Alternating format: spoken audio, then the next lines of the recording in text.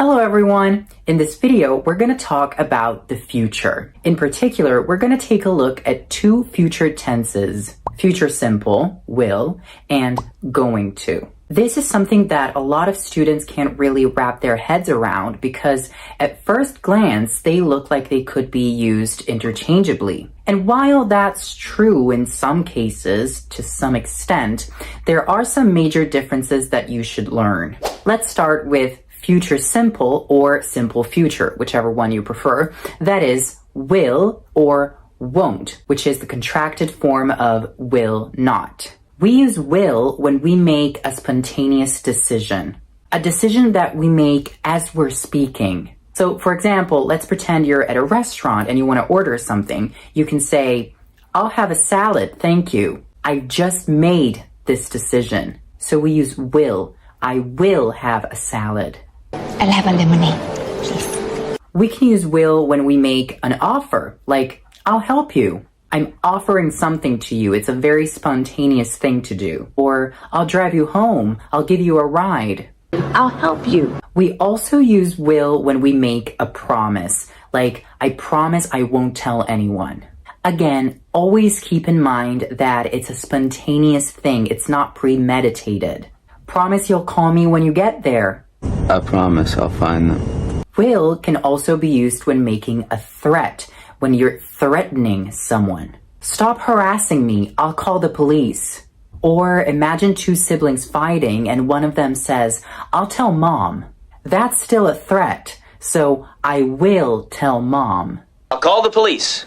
Another use of will has to do with refusals. When you refuse to do something, when there's unwillingness to do something. So if you say, he won't talk to me, that means he refuses to talk to me. In this case, will or won't, because it's always used in its negative form, isn't even a future. It's something that is happening right now. He won't talk to me. He refuses to talk to me right now. I won't put up with this. That means I don't want to have anything to do with this situation. I can't stand it. So I refuse. I won't put up with this. He just won't listen to me. Oppositely, will can also be used to give orders, like, you will do exactly as I say. You will not disobey me. I see this as a way of being so authoritative that you cannot even contemplate the possibility of someone disobeying your orders. So you use a future tense. You will not do this. Like, I'm sure of it. You will do as I say. Will can also be used for proposals and invitations. Like the typical wedding proposal, will you marry me? It's not, do you want to marry me? It's, will you do it? And also for invitations like, will you go to prom with me? Will you marry me? Will you go to prom with me?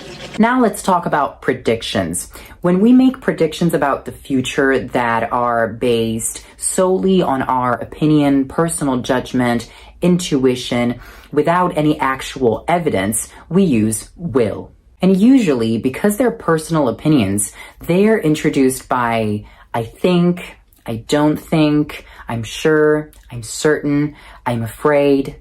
I don't think she'll get the job. You don't think she'll mind? I don't think she'll mind. I'm sure you'll find a better one.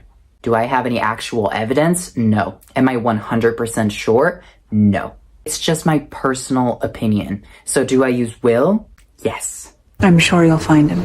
Lastly, we use will when talking about things that are always true, sometimes even scientifically true, or at least accepted as a truth by the vast majority. Like, water will boil at 100 degrees Celsius. There's no doubt about it. It will boil. Or something like, a true gentleman will hold the door for a lady, and stuff like that.